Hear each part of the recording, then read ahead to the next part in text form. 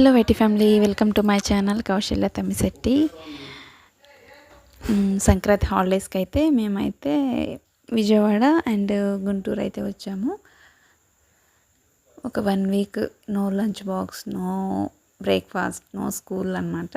చక్కగా ఎంజాయ్ చేసాము.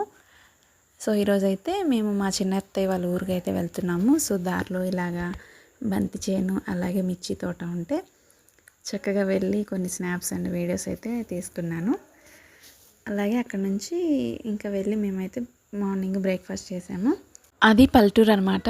సో మేమైతే బ్రేక్ఫాస్ట్ చేసాము. అక్కడ ఏంటంటే 10 రూపీస్కి వచ్చేసి 5 ఇడ్లీస్, అలాగే నేను ఒక 12 ఇడ్లీస్ అండ్ ఒక పూరి, మా ఆయన అయితే ఒక 5 ఇడ్లీలు, ఆయన ఒక దోశ వేసుకున్నాము. వీటన్నిటికి కలిపి బిల్ ఎంత అయింది తెలుసా? Only 60 rupees.